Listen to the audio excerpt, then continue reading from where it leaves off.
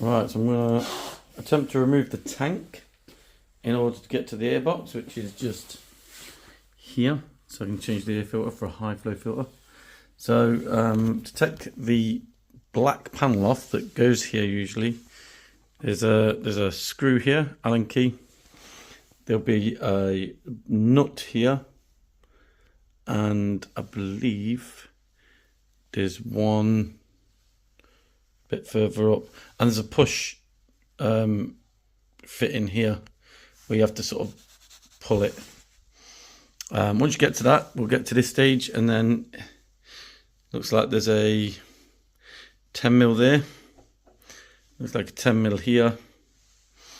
And then really important, this one, there's a little push tab here, which is one of these little things where you press the center in and it will release it and you can just pull it out.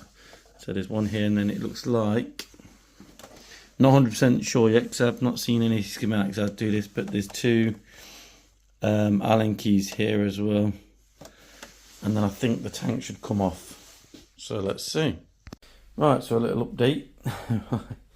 So there's two little black Allen keys that hold this section here, which are these little Allen keys here. So you take them out and then it unclips. As you can see, this has got to be removed as well. This pin will have to come out on that side. So this, and then the two, one here and one here, the push pins, then that will lift up, and then underneath you have to watch this because it tucks in there. Underneath there, that hole there is for that big silver Allen key bolt right there.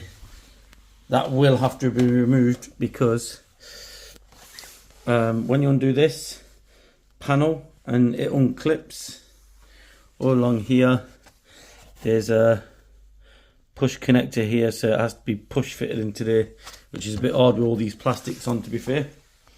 So the fairings might have to come off to do it properly, or to maybe reinstall it. I've managed to pull it out in situ, but it might not be a good idea. Put it back on that way. Right, so just another update. My bad, the bolts that were holding on the blue plastic bits are 8mm. The ones on the top, to remove that center piece, these are 10mm.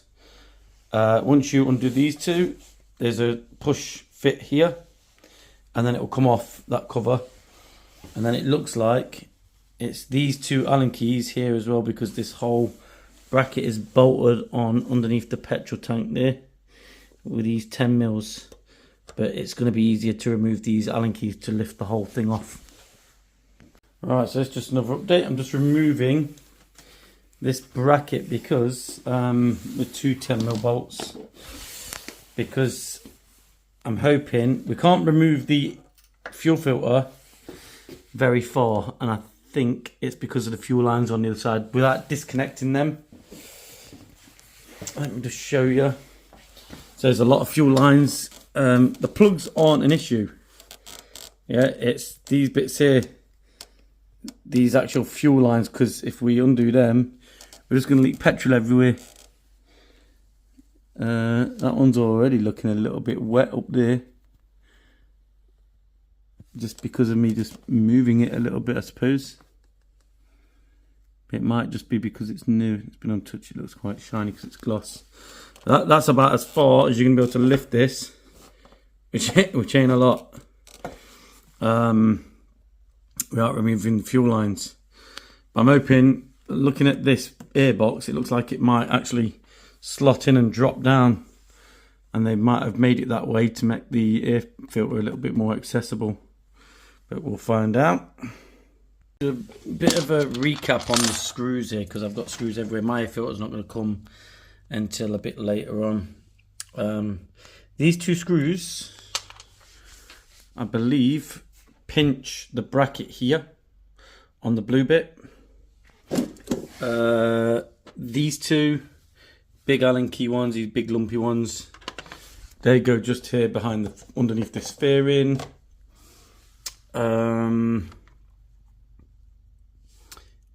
these ones, I've got a video with them on. I think them ones go in the side here somewhere. And then these two, them two, I think they go in here. I think. Might need to check that. These two, obviously, the front of the petrol tank, two big Allen keys.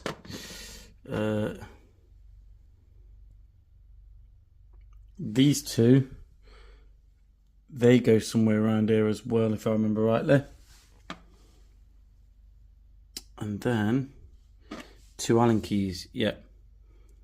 So the two Allen key ones for this bracket here, they go in here in this bracket.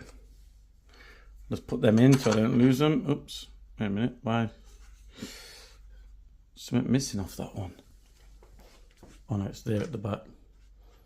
They go into that bit.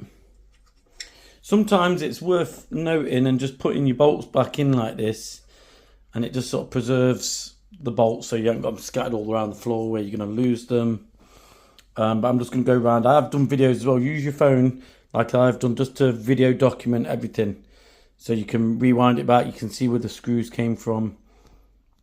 So the airbox, like I say, when you take the airbox off, this is the airbox. There's this hook at the back, and on one of the downpipes back here, this big thick one, there's a rubber grommet that locks into this. So when taking this off, that's the first thing to remove is this grommet, while this is sort of stationary. Then there's 4 screws, which are here. Now these screws don't have, normally on airboxes they have little rubber washers to stop them from coming right out, but these will come right out, so just be mindful of that. You will need a stubby screwdriver, which is one of these, so a posi stubby like this, to get in there. Particularly this side doesn't lift very high because the fuel lines are here. But there's, like I said, there's 1, 2, 3, 4. I'll just show you this side. So when you do this side, there's this little electrical clip that goes on here. You just give it a pinch. Really easy. One hand you can do this. Just get a little pinch and a pull, and it'll come straight off the connector here. Just because it's in the way a little bit, and just mind, because look at this cable. I know the camera's not the best, but if you look at this cable, you will end up pinching that wire if you're not careful refitting it. But you take out the 4 screws, and then you can just lift it and pull the box back. And then this is your air filter.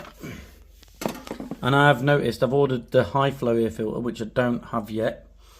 That's why I'm documenting everything as well. But the high flow air filter, actually the element is much bigger, so it'll allow more air, so the restrictor isn't on the snorkel where it normally would be. So normally when you get a bike, this is normally the restrictor, the opening. It's normally smaller than it needs to be. But it looks like what Yamaha's done is actually made a surface area on the filter for the unrestriction of the air filter. So when you get the unrestricted air filter, it'll be much bigger. But like I said, I haven't got mine yet. I'm still waiting for it. And then it'll all just go back together.